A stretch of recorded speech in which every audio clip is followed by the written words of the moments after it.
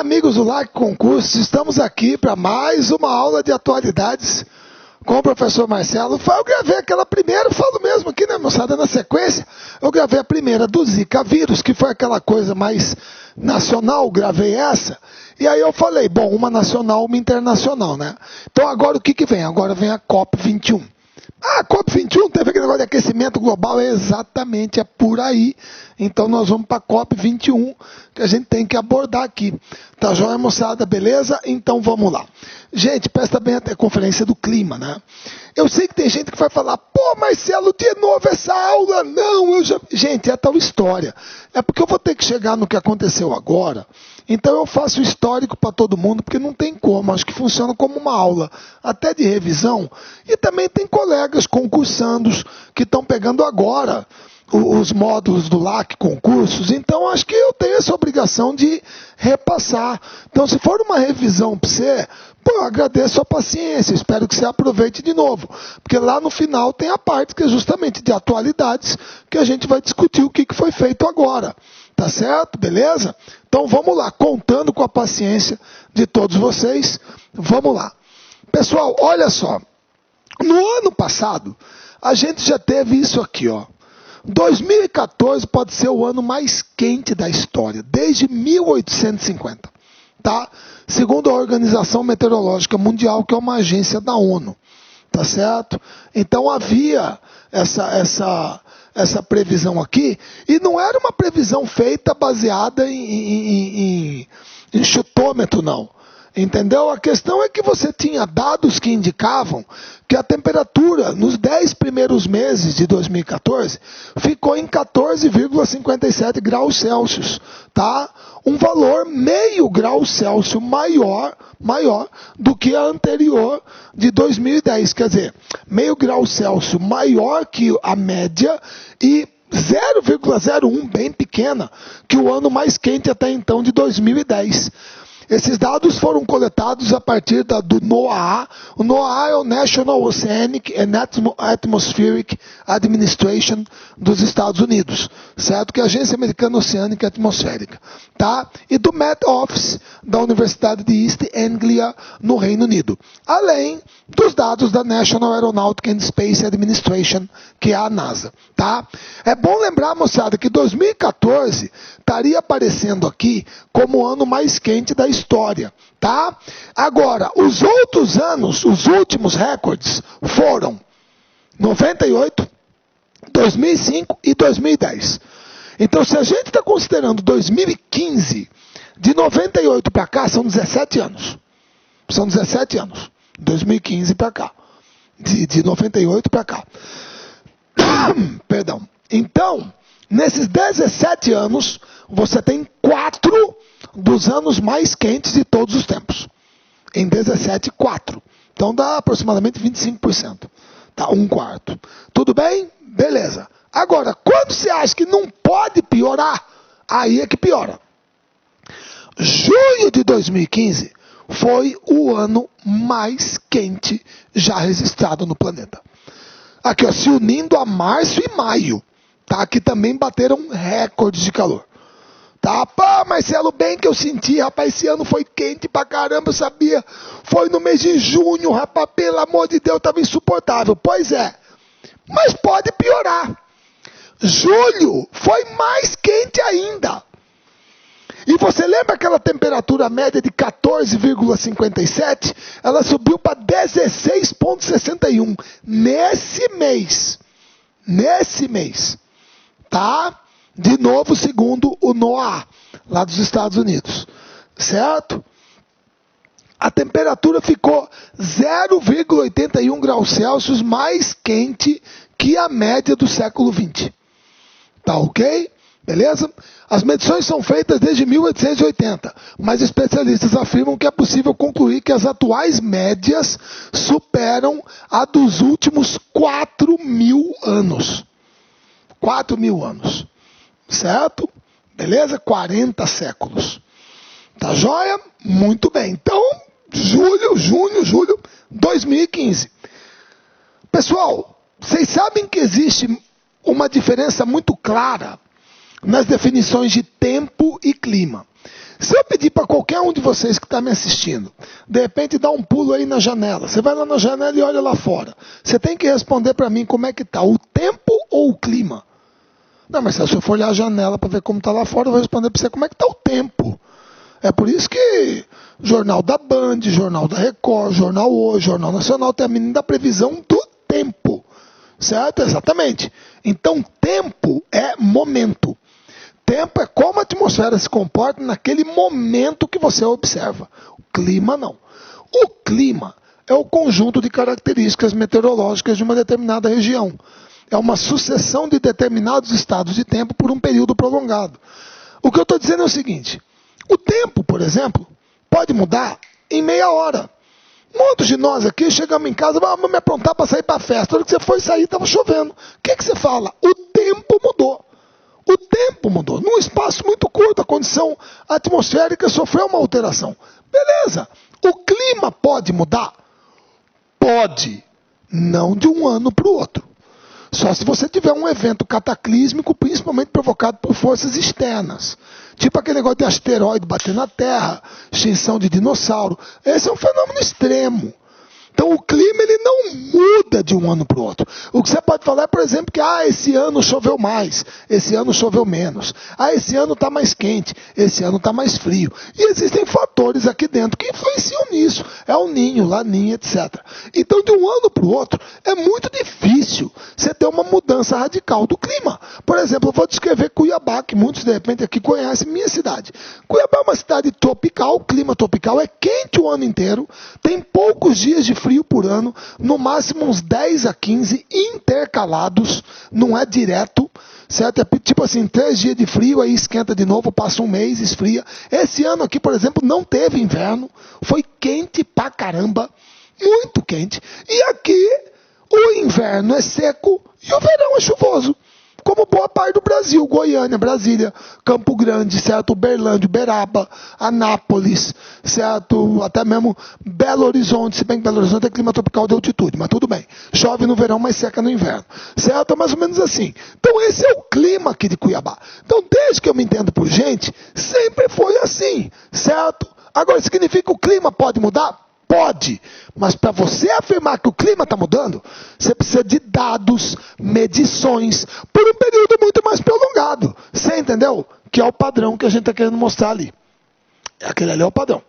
Certo? Se você pegar desde 1880, o início da série histórica, e você analisar o comportamento da temperatura global nos últimos 130 anos, grosso modo, moçada, o padrão é consistentemente ascendente.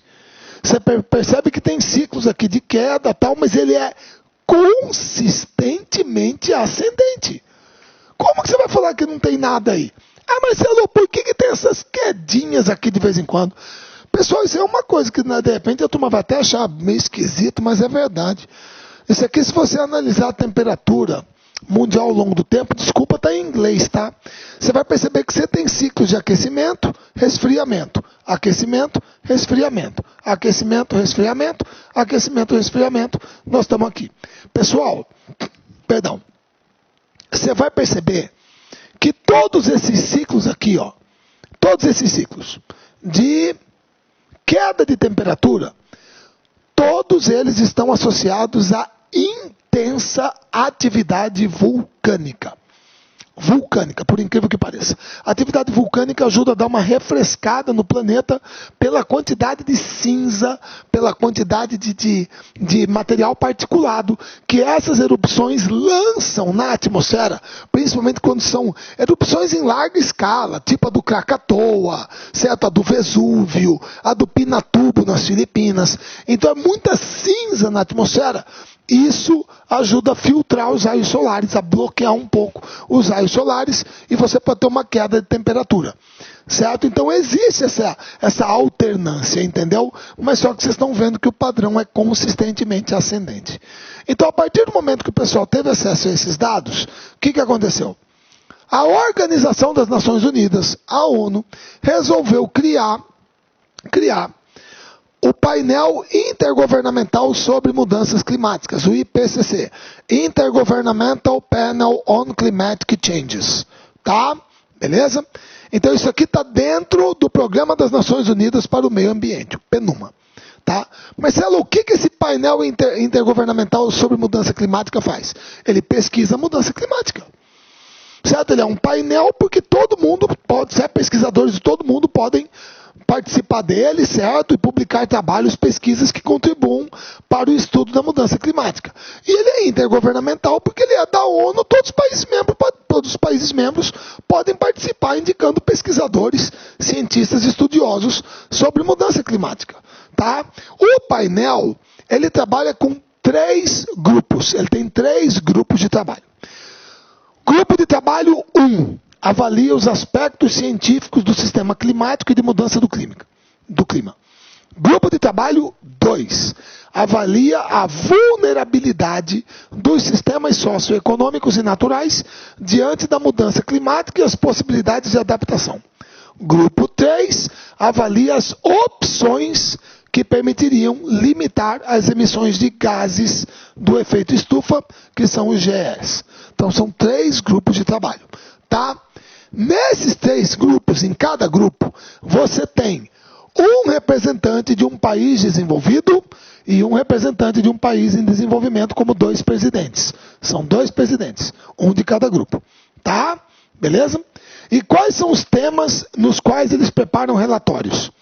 Informação científica a respeito da mudança climática. Então, esse é um tema. Impacto ambiental e socioeconômico da mudança do clima.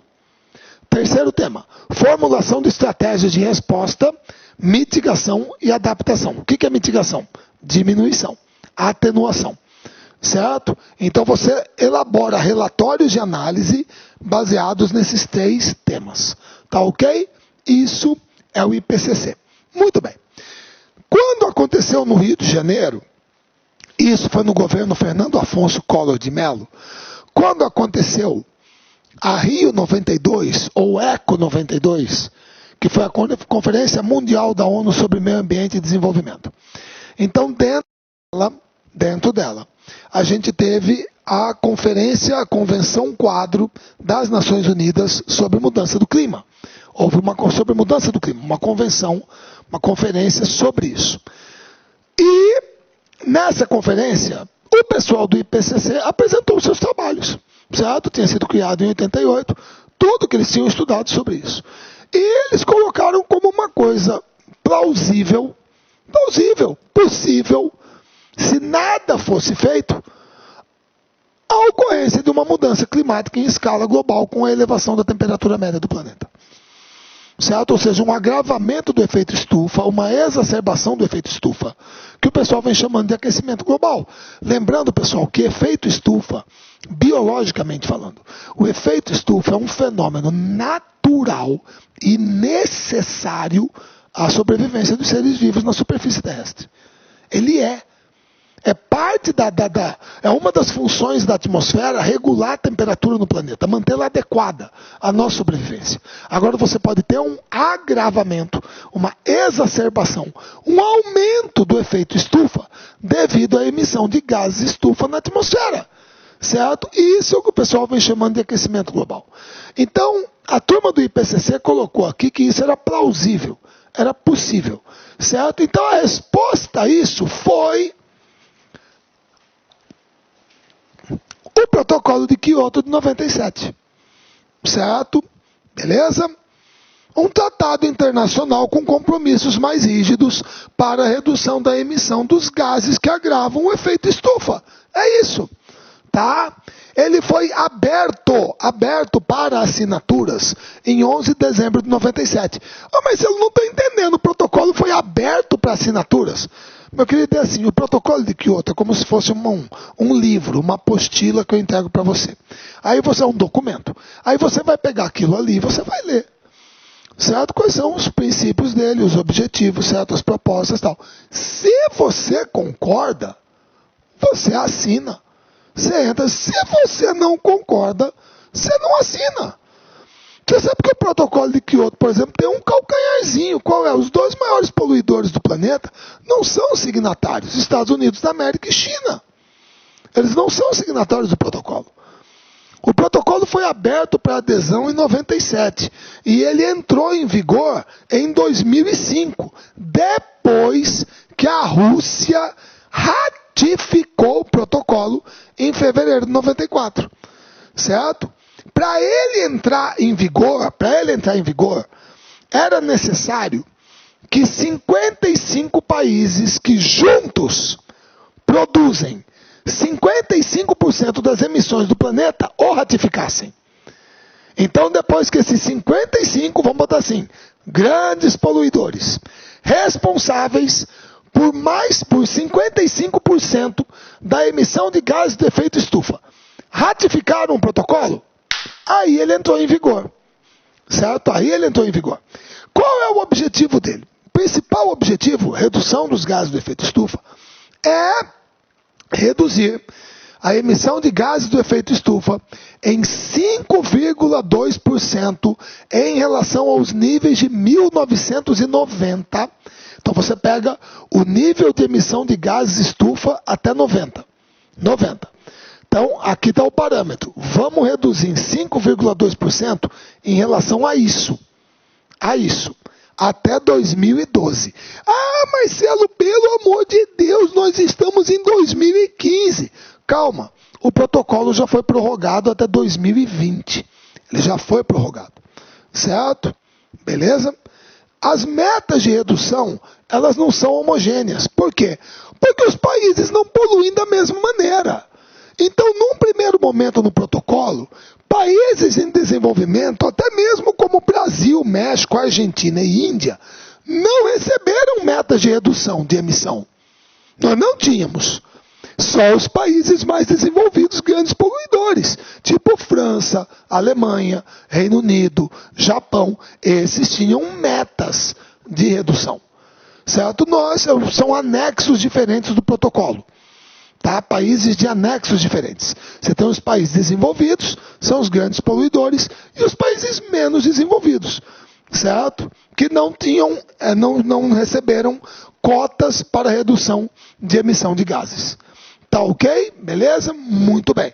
Aí o protocolo entra em vigor, certo? E estimula os países signatários a algumas ações básicas. Por exemplo, reformar os setores de energia e transportes é uma proposta do protocolo. Promover o uso de fontes energéticas renováveis. Eliminar mecanismos financeiros e de mercado inapropriados aos fins dessa Convenção do Clima. Limitar as emissões de metano no gerenciamento de resíduos e sistemas energéticos. Por favor, esse gerenciamento de resíduo aqui é principalmente lixão. Tá? Resíduo sólido. Tá ok? Que emite metano. Tipo lixão, a sua parte emite metano. Proteger florestas e outros sumidouros de carbono. Ah, Marcelo, por que floresta é um sumidouro de carbono? Ué, porque o carbono some ali. Certo? Dentro do ciclo vegetal, a vegetação retira o CO2 da atmosfera. Então, uma floresta é um sumidouro de carbono. Tá? Beleza? Ah, Marcelo, são algumas ações básicas. Agora, como que o pessoal vai conseguir isso? Bom, primeiro, o protocolo incentiva o desenvolvimento do que nós chamamos de perdão, CDM. O que é isso? Espera aí.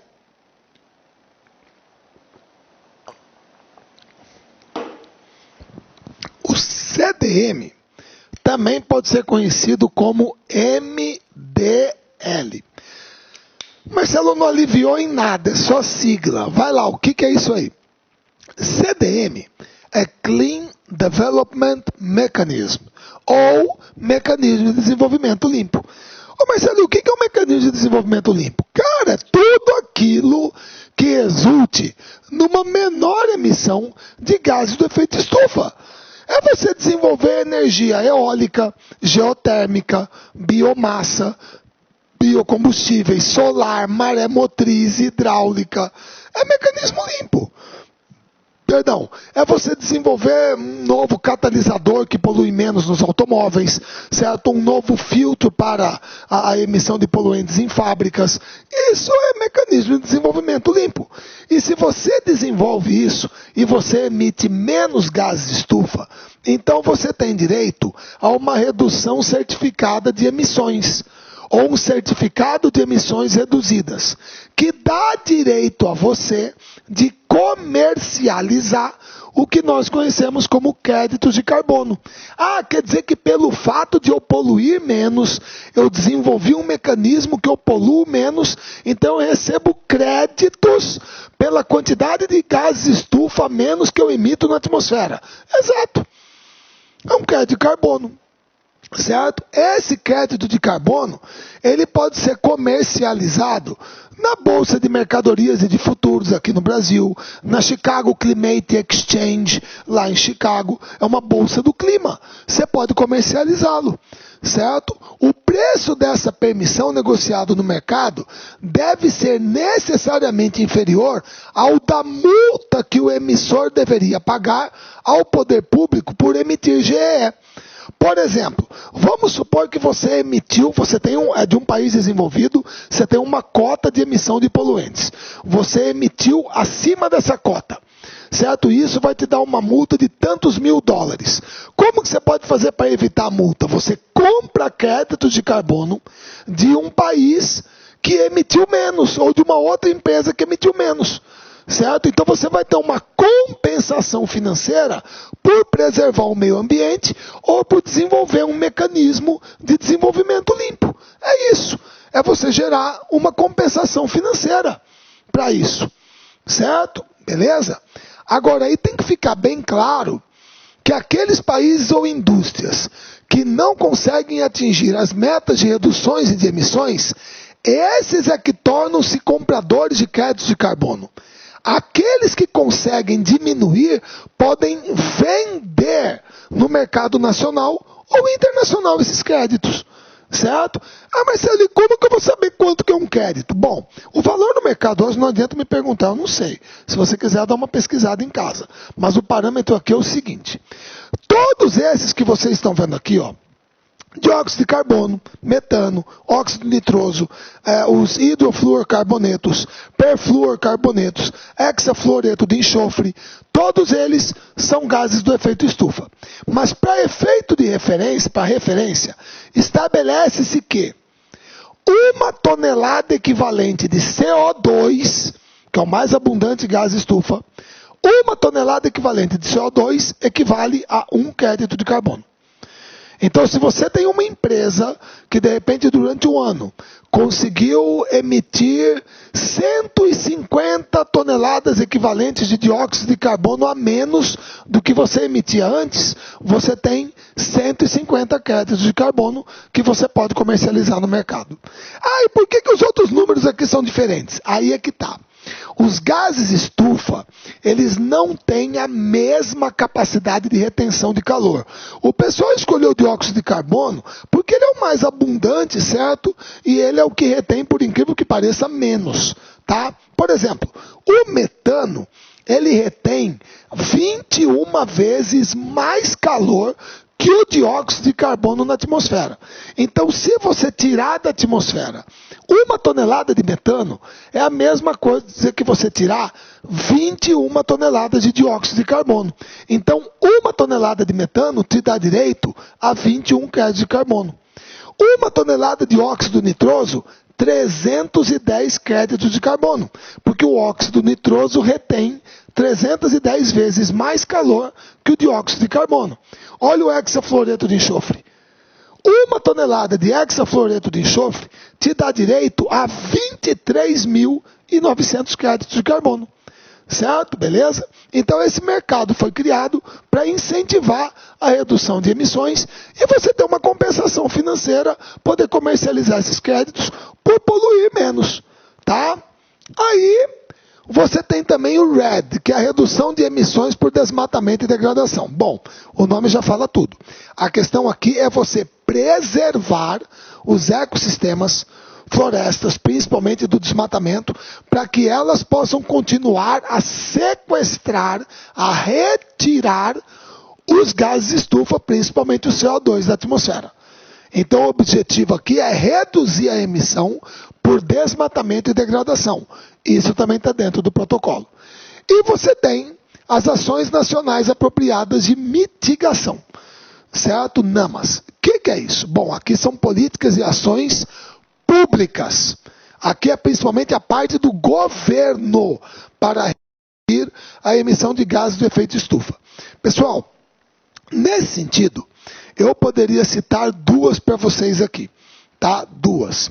Deixa eu só ver se eu consigo lembrar o número. E aí vocês me perdoam, eu vou pesquisar mesmo, tá? Porque aí fica mais fácil. Tá? Aqui já está preparadinho, mas é assim.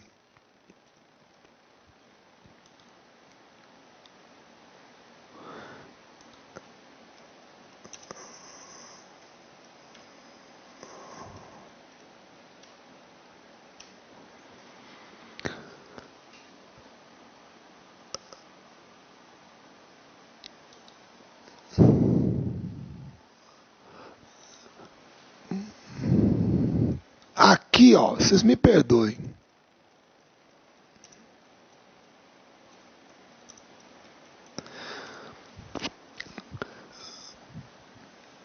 Certo? É isso aqui, ó. Plano Nacional de Resíduos Sólidos. Certo? Pessoal, Plano Nacional de Resíduos Sólidos está aqui. Isso aqui é não. A mais nova versão, desculpa, tá? Eu sei que a turma reclama por eu perder tempo, tal, quer que seja, tá? Mas não é 9.000, é 12.300 e tá aqui 12.305, tá? Eu botei 2.310 na outra.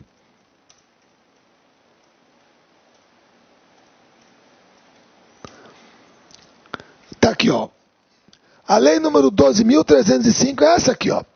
Agosto de 2010. Plano Nacional, Política Nacional de Resíduos Sólidos. Ah, Marcelo, mas o que uma política de resíduos sólidos tem a ver com o efeito estufa, com o aquecimento global?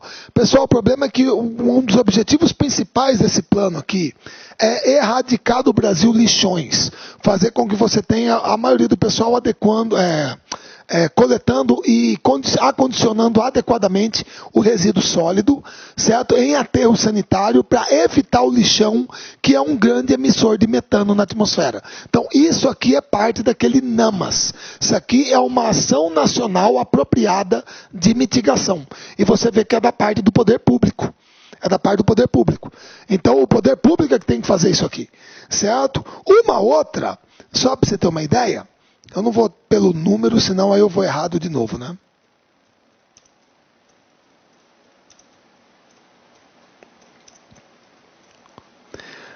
Mas acho que é 10.187.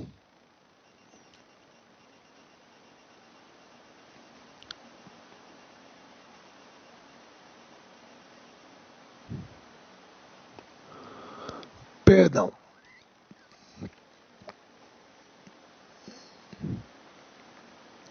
Tá aqui, ó. Ah, não, é 12.187, de 2009. Política Nacional sobre Mudança do Clima. Ou seja, o Brasil, ele já tem uma política nacional para mitigar os efeitos e adaptação à mudança climática. Então, isso aqui está dentro, isso aqui está dentro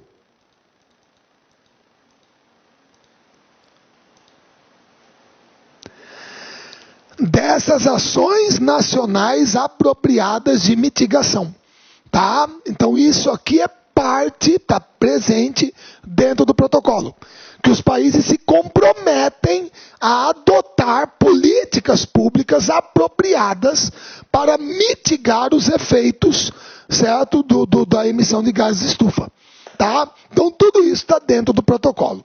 Bom, aí para debater isso, moçada, começaram a ser realizadas o que nós chamamos de Conferência Quadro das Nações Unidas sobre Mudança Climática. Alguns falam que isso é Conferência das Partes certo? Do protocolo de Kyoto.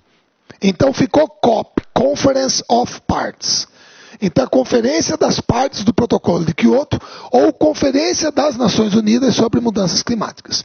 A partir daí passou a ser conhecido como COP. Então você já teve nos últimos anos, a COP15 foi em Copenhague, na Dinamarca, foi um fracasso, certo? A COP16 em Cancún, não avançou nada, COP17 Durban, COP18 Doha, a COP19 Varsóvia, a COP20 foi em Lima, no Peru, e a COP21, esse é o nosso tema, desculpa eu ter falado tudo isso, mas para fazer uma revisão e chegar aqui, foi agora em Paris. Há 2 semanas atrás em Paris. Na verdade, o acordo já foi assinado no sábado. Falei para vocês que eu estou gravando dia 17, ele foi assinado dia 12. O documento final. Tá? Muito bem.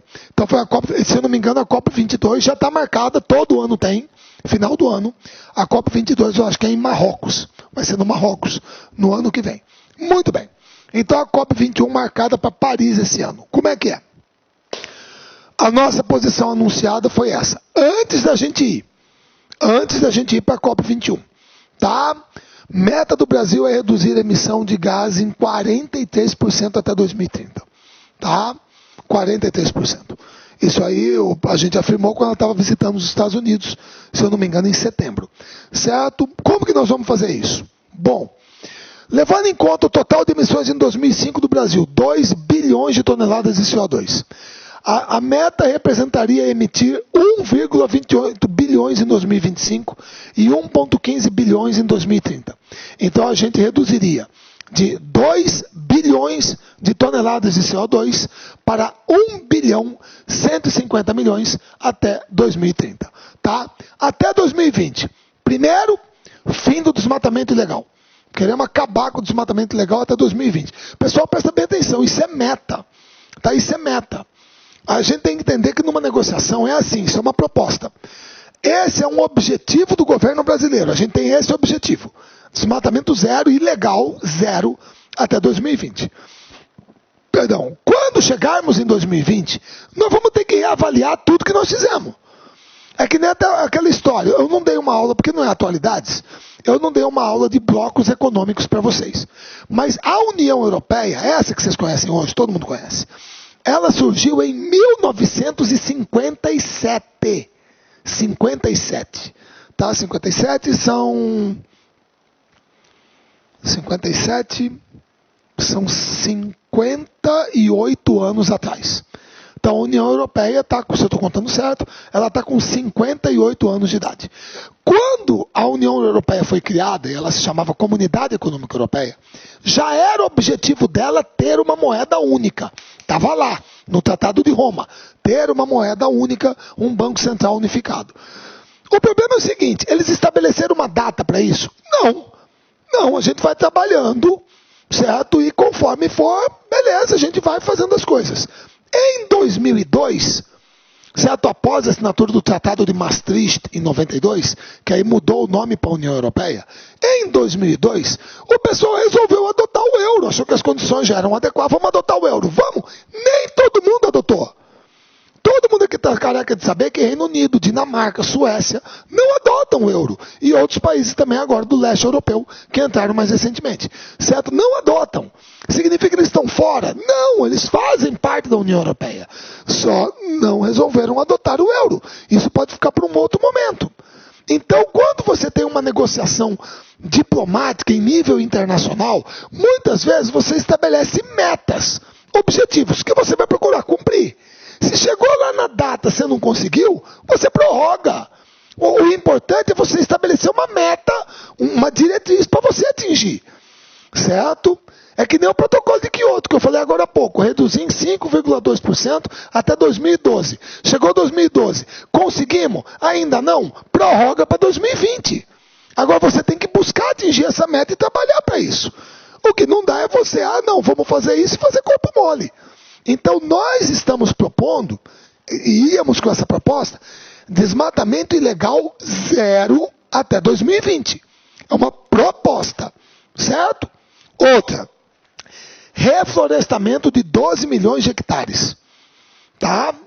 Isso é proposta. Vamos reflorestar 120 mil quilômetros quadrados. Terceiro, 120 mil? 120 mil quilômetros quadrados. Terceiro, recuperação de 15 milhões de hectares de pastagens degradadas. Integração de 5 milhões de hectares de lavoura, pecuária e floresta. Certo? Proposta. Qual outra? Área de energia. 45% de fontes renováveis na matriz energética. 66% fonte hídrica. 23% eólica, solar e biomassa. Certo? Aumento de 10% na eficiência elétrica. Participação de 16% de etanol, carburante e demais fontes derivadas de cana-de-açúcar no total da matriz energética. Aí entra bagaço de cana. Tudo isso aqui era proposta brasileira anunciada em setembro para a COP21. É o que a gente ia levar. A nossa proposta. Certo? Muito bem. Os europeus, principalmente os social-democratas, assinaram 21 propostas progressistas para a COP21. Também iam com propostas progressistas. Tá? Entre elas, principalmente, um fundo de financiamento climático. Certo? Para você ter um fundo, tá? Para poder investir nesses projetos de mitigação do aquecimento global. Tá? Além de recomendar que os bancos de desenvolvimento dos países coloquem em prática mapas de investimento climático que excluam o apoio financeiro ao combustível fóssil. Ou seja, vamos supor que uma empresa, estou citando o caso do Brasil, vai pedir um financiamento no BNDES para tocar um determinado projeto. Só que esse projeto é baseado em carvão mineral ou petróleo, que é grande poluidor. Poxa, aí não. Aí não. Você tem que mapear qual é o tipo de matriz energética, certo? Qual é o projeto, tá, que o cara está adotando e que exclua disso o apoio aos combustíveis fósseis. Certo? Beleza? Tudo bem? Aumentar o objetivo de redução dos gases do efeito estufa para além dos 40% de hoje até 2030. Você viu que o Brasil botou 43%. Então, essa aqui era a proposta de 21 de líderes social-democratas europeus para a COP21. Então, cada país levava a sua, certo? E lá você tem que negociar. Você tem blocos, você tem grupos e você tem que negociar. Muito bem. Pessoal, quando chegou o momento da COP21, e aí nós fomos para Paris para negociar com todo mundo, pessoal, a proposta mais ambiciosa, certo, era do Brasil. Era do Brasil. Por quê? Porque nós temos uma perspectiva e uma possibilidade de trabalhar a matriz energética que nenhum outro país tem. Certo? A gente tem um potencial eólico brutal, a gente já está gerando 3 mil megawatts de energia eólica, temos 31 novos projetos de energia contratados.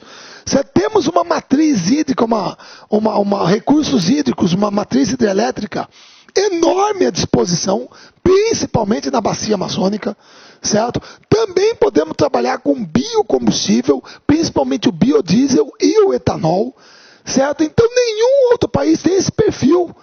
Você tem uma ideia, pessoal? 83% da matriz energética francesa é nuclear. 70% da matriz chinesa é carvão, certo? Eles não têm isso à disposição, nós temos. Por isso que a gente pode chegar com uma proposta ambiciosa, certo? E nos tornamos um importante negociador do clima. Inclusive é isso que eu quero colocar aqui para vocês, que é uma coisa, não é questão do complexo de vira-lata, mas é o seguinte, nós fomos o único país em desenvolvimento a se comprometer com a redução absoluta de emissão de gases do efeito estufa para conter o aquecimento global. O único, certo? Aqui, ó. A COP21 reuniu 195 países, tá? Em Paris, para tentar limitar o aquecimento do planeta a 2 graus Celsius até 2100. Para se ter uma ideia, está aqui o compromisso do Brasil, que eu falei até agora há pouco para vocês. Redução de 43% até 2030, o reflorestamento 12 milhões de hectares, certo? Redução absoluta das emissões, tá? Muito bem, apenas o Brasil propôs isso. Em todos os setores, pecuária, agricultura e indústria, tá? Por ser um compromisso de corte absoluto de emissões poluentes e abranger a totalidade dos setores produtivos, a proposta é classificada pelas autoridades brasileiras como a mais ambiciosa para melhora do clima no conjunto das economias do mundo. O Brasil é a primeira nação fora do G7 a estabelecer um prazo para descarbonização da economia. Nós somos o primeiro fora do G7. Descarbonização até 2100. Até 2100. Tá? Isso será feito por meio de aperfeiçoamento da matriz energética, com a fixação de prazos para maior uso de energia de fontes renováveis. Nessa busca, o objetivo é ampliar de 28% para 33% o uso de energia de fontes renováveis, eólica, solar e tal, em sua matriz energética, além da energia hídrica. Tá? Beleza? Aí, isso foi quando começou a conferência, no dia 30 de novembro, certo? Beleza? Aí, no dia 12, quando foi divulgado o documento final, pessoal, a visão foi essa. O nosso papel foi preponderante, pô. O Brasil articulou uma das principais negociações para a elaboração da proposta do texto final da COP21, a cúpula do clima em Paris. Certo? Atendeu todas as nossas expectativas. O que nós fizemos foi o seguinte: a gente está satisfeito com isso, por quê? Porque o Brasil se viu num fogo cruzado, tá? Quando a coalizão da alta ambição, esse aqui é um movimento liderado por países ilhas do Pacífico junto com a Europa e os Estados Unidos. Países ilhas são aqueles tipo Kiribati, Tuvalu, Vanuatu, Ilhas Seychelles, Ilhas Maurício, que são aqueles países que, se o nível do oceano subir, eles podem desaparecer. São países que podem desaparecer com a elevação do nível dos oceanos. Então, esses países, eles tinham um objetivo de atingir 1,5 graus Celsius de redução na temperatura até 2100, que era uma meta mais segura, e não 2 graus Celsius. Eles queriam algo que pudesse ser cumprido, e não uma meta mais segura. Certo? O Brasil, a gente não tinha consenso sobre isso, porque países como Índia e China resistiam a essa ideia. Porque isso implicava um corte mais drástico de emissão de gases estufa de 40% a 70% ou de 70% a 90%. E Índia e China dependem muito de carvão mineral. Então eram países mais resistentes a essa ideia. Certo? O cara que liderava essa coalizão da alta ambição era o ministro das Relações Exteriores das Ilhas Marshall, Tony de Bruyn. Dentro da COP21, tinha um grupo chamado BASIC. Quem que é o BASIC? Brasil, África do Sul, Índia e China. Então, o Brasil recebeu a delegação das Ilhas Marshall e colocou o seguinte: olha, eu conversei com a minha turma, certo? E eles disseram o seguinte, que se nós colocarmos que a gente vai ter um avanço abaixo de 2 graus Celsius, mas na direção de 1,5, eles concordam. Quer dizer, a gente não fixa um teto, mas fixa o piso na direção do 1,5, para a partir dali poder subir. Certo? O cara das Ilhas Marshall já queria um teto de 2. Isso afetaria a economia desses países, Índia e China. Então, ao invés do teto, a gente estabeleceu um piso direcionando para isso. E nós fizemos essa proposta. Pô, o cara concordou. Certo? A nossa ministra, Isabela Teixeira, perguntou, bom, essa proposta aí satisfaz? Ele falou, sim, plenamente. Plenamente. Com isso, a turma conseguiu divulgar o acordo, certo?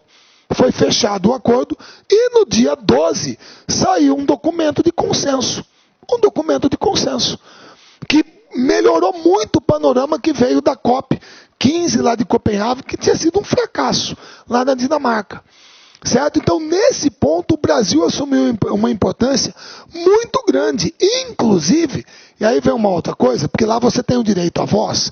Historicamente, a Venezuela, que é muito dependente de petróleo, e a Arábia Saudita, que também é muito dependente de petróleo, buscavam usar o direito à voz para atrapalhar as discussões. Isso é para atrapalhar, porque não, nós dependemos de petróleo, não concordamos com isso.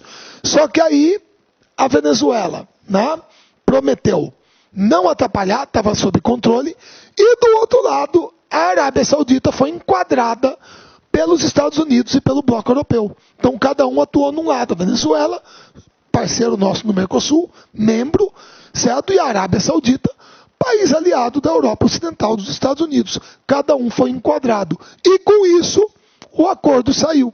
E foi aprovado pela plenária. Certo? Beleza?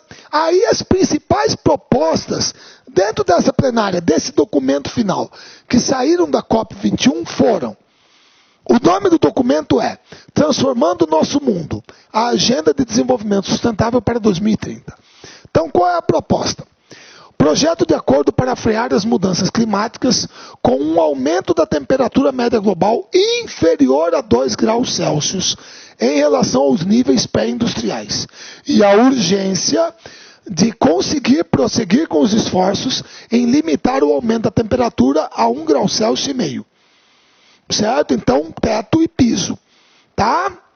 O acordo também prevê o compromisso de acompanhamento e revisão a cada 5 anos de como os países estão aplicando seus planos climáticos, com o primeiro encontro marcado para 2023. Um pedido para que os países revejam seus planos climáticos nacionais em 2018, antes de entrarem em efeito pós-2020. Certo? Um mecanismo de perdas e danos para lidar com os prejuízos financeiros que os países vulneráveis sofrem com os fenômenos extremos, como cheias, tempestades e temperaturas recordes. Então vai haver um mecanismo de compensação. Por exemplo, os países ricos se comprometeram a bancar 100 bilhões de dólares por ano de ações nos países em desenvolvimento entre 2020 e 2025. O texto ainda não diz exatamente que país vai pagar quanto. É investimento tanto em corte de emissões, mitigação, quanto em proteger os países da mudança climática, adaptação. Então isso está no documento. E pede ao painel intergovernamental sobre mudança climática, que apresente um relatório especial em 2018 sobre os impactos do aquecimento global de 1 grau Celsius e meio acima dos níveis pré-industriais. Os 195 países membros da Convenção Quadro das Nações Unidas para a Mudança do Clima assinaram o documento. É basicamente o mundo inteiro. O mundo inteiro assinou.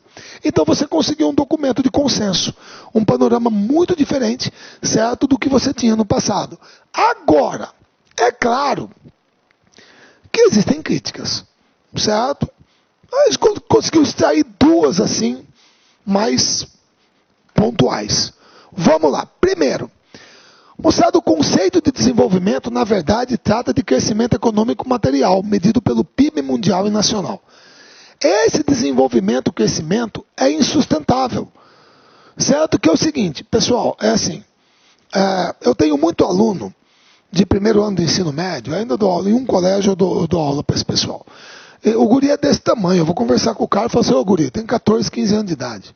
Mas dentro da cabeça dele é uma azeitona. O que eu estou querendo dizer com isso? Que ele é burro? Não, que ele é imaturo. Agora, o que eu estou querendo dizer também? Eu estou querendo dizer que crescimento não significa amadurecimento. Da mesma maneira, crescimento não significa desenvolvimento. Crescimento, você mensura número, PIB, produção, etc. Desenvolvimento tem a ver com qualidade de vida. Então, se você trabalha a ideia de desenvolvimento, crescimento por coisa material medido pelo PIB, isso é insustentável. Por quê? Porque o pessoal se funda em duas premissas falsas. Que os recursos naturais são infinitos e o desenvolvimento infinito vai ocorrer em direção ao futuro. Isso não tem como. Primeiro, porque os recursos naturais não são infinitos. E porque a Terra é finita. Como é que você pode ter um desenvolvimento infinito se os recursos não são? Então você tem que mudar esse paradigma. Que é o que o pessoal fica muito, agora desculpa eu falar dessa maneira. O pessoal fica muito, por exemplo, como um ano como esse, 2015, que foi horrível. Um ano ruim, economicamente falando, em recessão, queda de produção. Esses são números, isso é verdade. Agora, pessoal, eu acho que ninguém aqui tem a ilusão de que existe um país do planeta cujo crescimento é uma função de primeiro grau, linear, constantemente ascendente. Que país do mundo que você conhece que é assim? Que em 1990 a economia estava aqui, aí 91, 92, 93, 94, 95, 2000, 2010, 2000. Que país que não existe? A economia é ciclo. Você pega aquela onda de Kondratiev, pô, você tem ciclos de crescimento, recessão, crescimento, recessão. O problema é que a turma vende a ideia que a economia ela vai crescer infinitamente. Não vai, porque os recursos são finitos. Assim a Terra não aguenta. Então esse modelo de desenvolvimento, ele é totalmente distópico. Não tem, certo? Ele não é sustentável, certo? Então o pessoal não toca nesse ponto, que você tem que trabalhar, certo? Essa finitude, esse esgotamento, que há um fim nos recursos naturais. E a economia não vai crescer para sempre. Você tem que procurar uma coisa ali sustentável e adequada. Tipo crescer 2% num ano, 3% no outro, 2%, 2,5%, 3%, 2%. Todo mundo quer 7%, 8%, 10%. E isso não se sustenta, porque o meio ambiente não aguenta. Ele não aguenta. Não existe isso. De vez em quando vai ter uma recessão, vai, isso é normal. Pega a história da humanidade, certo? Você vai ver isso. Beleza? E isso o documento não aborda. E a outra, o texto, em nenhuma vez, nenhuma, ele cita as palavras, os termos natureza e terra. Na verdade, terra, ele cita apenas uma única vez na página 140, quando ele fala que algumas culturas se referem à terra como mãe. Certo? Gente, não tem como. A questão não é desenvolvimento e natureza. A questão é ser humano e natureza. Ser humano e natureza. Não é desenvolvimento e natureza, é o ser humano. E essa relação pode ser uma relação de sinergia ou de agressão. E se você não trabalhar isso, não vai. Então essa é uma crítica, o pessoal esquece muito isso. O problema é o ser humano. Não é a questão de desenvolvimento e natureza. É o ser humano e a natureza. Qual é o nosso tipo de relação com o meio? Entendeu? E aí vocês me perdoem, eu vou colocar aqui porque muita gente quando eventualmente, certo, chegou e viu isso aqui, o Brasil ajudou a construir consenso chave, o Brasil, para com isso, certo? Até, por exemplo, o presidente Barack Obama ligou para Dilma para agradecer o papel do Brasil, tal. Aí o pessoal, mas fez isso com todo mundo. Claro, provavelmente ligou para todo mundo. Mas, quando se fala que o Brasil teve um papel chave, pessoal, por favor, até mesmo o cara já tinha falado isso antes, tá? Que foi aquilo que eu deixei aberto aqui para vocês. Por gentileza, moçada, isso aqui, ó, são duas visões diferentes de como que é. E eu botei de propósito isso aqui só para você ter uma ideia. O Brasil se vê como um líder global no cenário mundial. E os Estados Unidos veem o Brasil como um cenário regional. Como conciliar essas duas visões? Bom, a repórter aqui fez uma pergunta muito clara, né? O Brasil se vê como um líder global, mas os Estados Unidos veem o Brasil como um líder regional, certo? Isso foi na visita da presidenta Dilma até os Estados Unidos, foi esse ano. Ela perguntou em português, todo mundo escutou claramente, então a pergunta foi direcionada a Dilma, a presidenta. Ela vai responder. O problema é que você sabe muito bem que o Obama o negão tá com o ponto aqui, pô, e a pergunta está sendo traduzida para ele, certo? A pergunta é para ela, tá? Agora, pô, o Brasil é um líder regional, entendeu?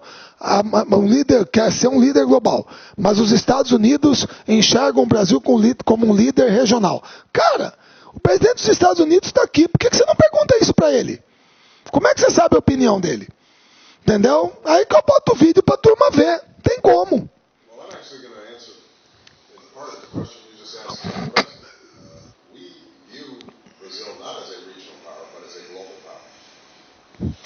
Pá! The negotiations that are going to be taking place in Paris around climate change can only succeed with Brazil as a key leader. And the announcement. Você entendeu? O cara vê isso. Ele tá ali, pô. O problema é que o complexo de vira-lata sempre coloca a gente para baixo. Certo? O Nelson Rodrigues já falava, vamos cuspir na própria imagem. Ninguém está falando que a 8ª maravilha do mundo tem que melhorar em muita coisa. Mas em algumas coisas, nós temos um papel importante em termos globais. Nós temos. O problema é que nós nos colocamos para baixo, pô. Então, quando é assim, é melhor você perguntar para ele qual é a opinião dele. E não já fazer uma afirmação sobre o que ele pensa. Beleza? Então isso aí ajudou a reforçar a importância do Brasil no tema. Até porque o Obama deixou bem claro aí, que ele falou da Conferência de Paris, que o Brasil tem uma importância global. Beleza? Tudo bem? Então,